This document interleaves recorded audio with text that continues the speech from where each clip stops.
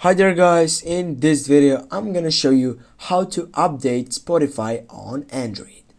Firstly guys, I need to mention that right now we're working on Android, but this doesn't matter for you because it is the same process on iPhone.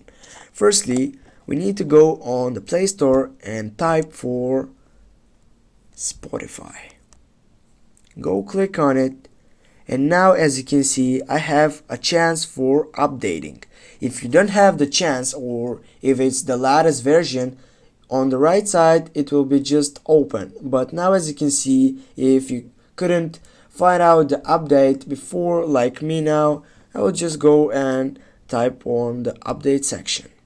Then it will need to take some time for pending and updating the Spotify section. You need to wait, and after that simply you'll need just to open it, the new updated Spotify. As you can see right there on the description says that we're always making changes and improvements to Spotify. To make sure you don't miss a thing, just keep your updates turned on. Just go on open.